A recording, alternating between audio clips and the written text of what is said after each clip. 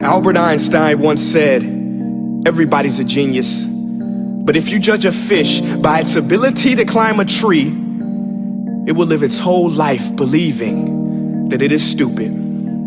Ladies and gentlemen of the jury, today on trial we have modern day schooling. Glad you could come. Not only does he make fish climb trees, but also makes them climb down and do a 10-mile run. Tell me, school, are you proud of the things you've done?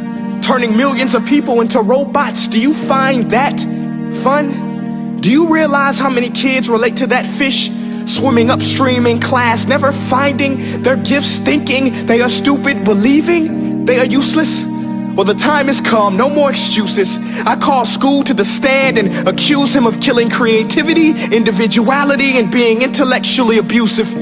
He's an ancient institution that has outlived his usage. So, Your Honor, this concludes my opening statement, and if I may present the evidence of my case, I will prove it.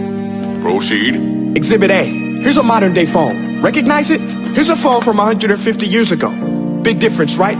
Stay with me. Here's a car from today, and here's a car from 150 years ago.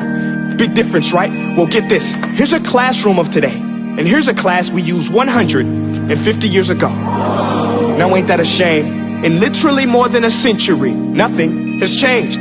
Yet you claim to prepare students for the future?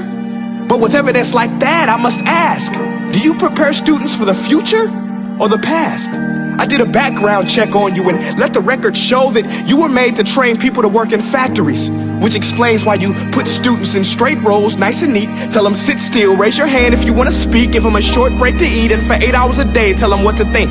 Oh, and make them compete to get an A letter which determines product quality, hence grade A of meat. I get it. Back then, times were different. We all have a past. I myself am no Gandhi. But today, we don't need to make robot zombies. The world has progressed. And now we need people who think creatively, innovatively, critically, independently, with the ability to connect. See, every scientist will tell you that no two brains are the same.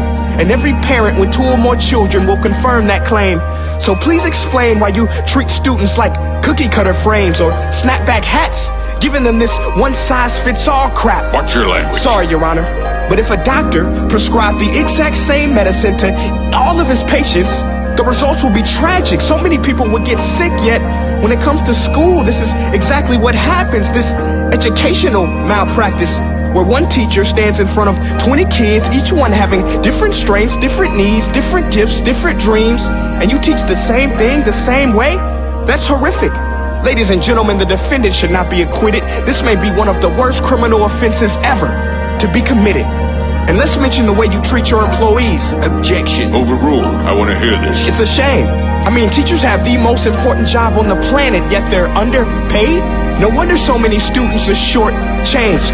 Let's be honest, teachers should earn just as much as doctors, because a doctor can do heart surgery and save the life of a kid, but a great teacher can reach the heart of that kid and allow him to truly live. See, teachers are heroes that often get blamed, but they're not the problem. They work in a system without many options or rights. Curriculums are created by policymakers, most of which have never taught a day in their life. Just obsessed with standardized tests. They think bubbling in a multiple choice question will determine success. That's outlandish. In fact, these tests are too cruel to be used and should be abandoned, but don't take my word for it. Take Frederick J. Kelly, the man who invented standardized testing, who said, and I quote, "These tests are too cruel to be used and should be abandoned." Ladies and gentlemen of the jury, if we continue down this road, the results will be lethal. I don't have much faith in school, but I do have faith in people.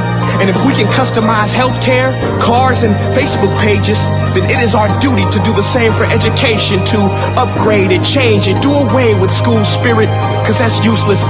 Unless we're working to bring the spirit out of each and every student, that should be our task.